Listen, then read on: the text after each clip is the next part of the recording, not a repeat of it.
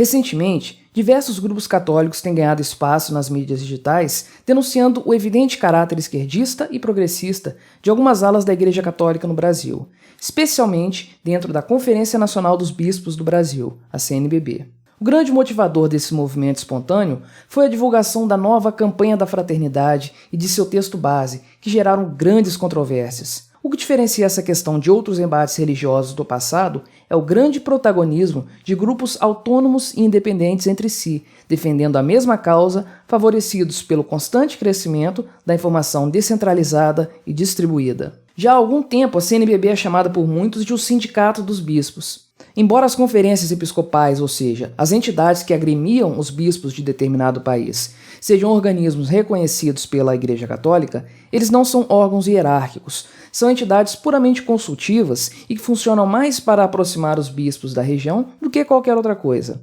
No caso da CNBB, porém, a situação é um pouco diferente. Especialmente nas décadas de 60, 70 e 80, ela atuou fortemente como articuladora de movimentos de esquerda no país, estando próximo, inclusive, da fundação do Partido dos Trabalhadores, o malfadado PT de Lula, este muito querido por alguns dos chamados Bispos Vermelhos da CNBB. Tal órgão, desde 1964, realiza anualmente uma campanha durante o período da Quaresma, ou seja, os 40 dias que antecedem a Páscoa, período de oração, jejum e prática de caridade para os católicos. Essa campanha é chamada de Campanha da Fraternidade e traz um tema diferente a cada ano. O tema é proposto e discutido nas diversas esferas da Igreja no Brasil, as dioceses governadas pelos bispos e as paróquias administradas pelos padres. Porém, os temas de tais campanhas, via de regra, são esquerdistas até a alma. Analisando alguns dos assuntos abordados de 2001 para cá, veremos muitas das pautas que são tipicamente adotadas pelos socialistas de plantão. Questões indígenas, ecologia, segurança pública, políticas públicas, etc. Já há muito tempo, alguns grupos da Igreja, um ou outro bispo, alguns padres e poucas associações de leigos, que são os fiéis que não pertencem à hierarquia da Igreja, têm se posicionado de maneira crítica com relação à escolha dos temas da campanha da fraternidade. Até alguns anos atrás, porém, eram vozes isoladas que faziam pouco ou nenhum barulho. Por qual motivo as tais campanhas da fraternidade se tornaram meros veículos de propaganda socialista? A resposta para isso é simples. Da mesma forma como aconteceu em vários outros campos da vida em sociedade, a esquerda foi aos poucos ocupando espaços nos órgãos burocráticos da Igreja Católica. Sim, eles existem aos montes. Com a CNBB não foi diferente. Com a conivência de alguns bispos alinhados com pautas socialistas, cargos estratégicos foram sendo ocupados por indivíduos de clara vertente esquerdista, verdadeiros partidários do comunismo, atuando como agentes infiltrados na Igreja em várias partes do país. A CNBB funciona como qualquer outro estamento burocrático. E como os próprios governos, ela possui um deep state, um estado profundo que é formado pelo somatório dos interesses dos participantes de escalões inferiores da entidade. O órgão em si é formado pelos bispos do país.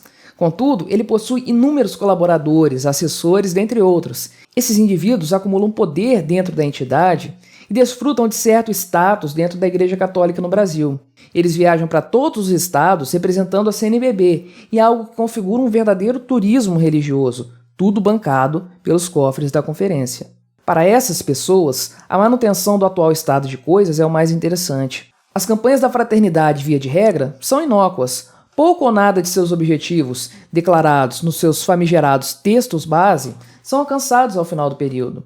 Porém, os objetivos do Deep State da CNBB são sim alcançados. As torneiras dos recursos são abertas, irrigando encontros de temáticas esquerdistas, organizações vinculadas a partidos políticos e o vai e vem dos assessores da conferência, que passeiam pelas dioceses do país, levando esquerdismo e desinformação aos fiéis católicos. Porém, a história agora é outra.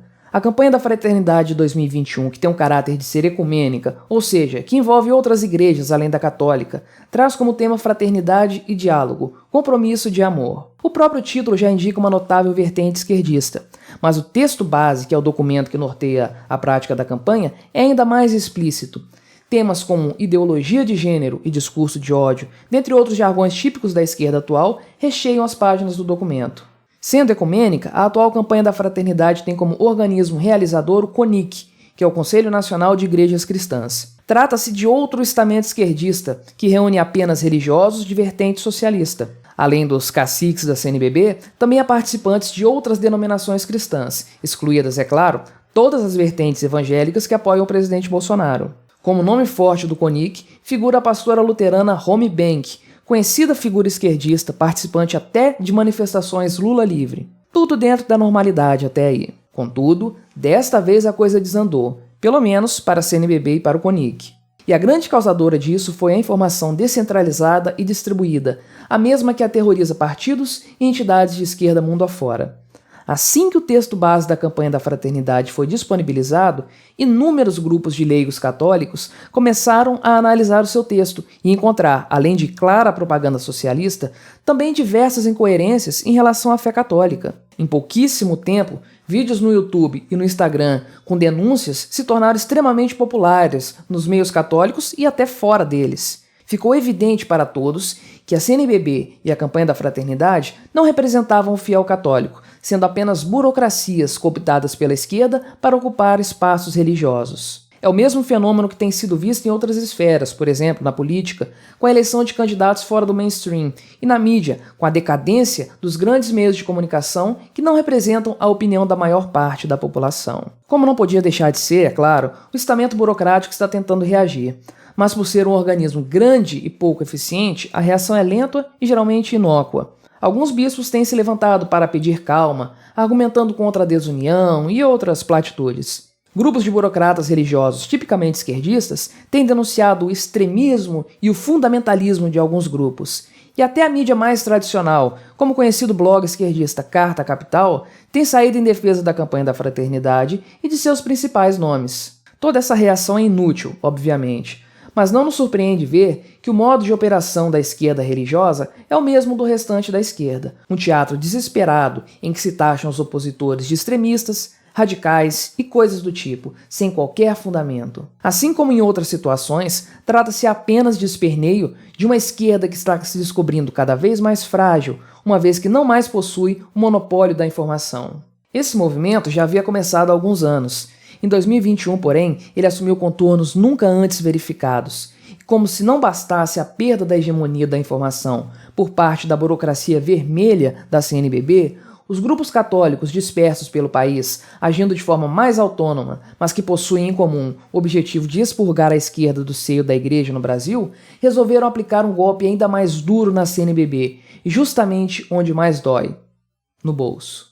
Todos os anos, no Domingo de Ramos, que é o domingo anterior à Páscoa, os fiéis católicos são convidados a depositar suas ofertas num envelope específico que será coletado em favor dos objetivos da campanha da fraternidade daquele ano.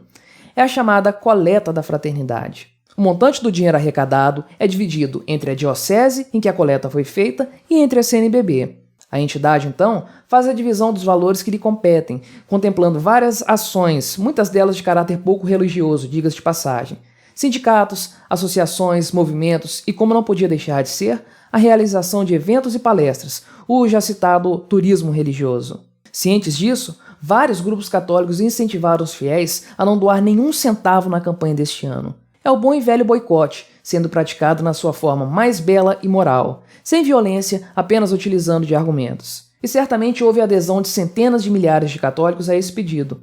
Os cofres da CNBB ficarão mais vazios este ano e sobrará menos dinheiro para entidades e associações esquerdistas que vivem desse tipo de subsídio. Uma vez que, quando o dinheiro acaba, o amor costuma acabar junto, resta apenas imaginar como ficará o apoio dos burocratas esquerdistas que há anos governam a CNBB, sem os chamados grupos de base para apoiá-los. Outro ponto interessante a se frisar é que diversas autoridades católicas estão começando a se posicionar abertamente contra o esquerdismo dentro da igreja.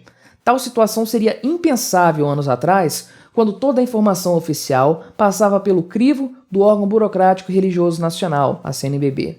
Hoje, como a maior parte dos religiosos utilizam as redes sociais, eles podem falar diretamente para o público católico. Assim, os bispos e padres socialistas, que sempre foram minoria, mas que se organizavam bem, hoje não conseguem mais competir no cenário em que centenas de sacerdotes católicos de vários cantos do país veiculam suas informações diretamente ao público de fiéis. Esse fato demonstra, mais uma vez, aquilo que nós libertários já temos observado há algum tempo. Todos os pilares que fundamentam o Estado estão caindo, um a um, vitimados pela informação descentralizada e distribuída. O Estado em si cairá por último, mas isso não vai demorar a acontecer. Estamos vendo, em tempo real, a implosão de estamentos e burocracias que durante décadas dominaram a opinião pública de nosso país. A panela esquerdista da CNBB, aliada a políticos de esquerda e bandidos de longa data, é apenas um desses sistemas que inevitavelmente irá caducar e desaparecer por inanição. E qual será o próximo deles?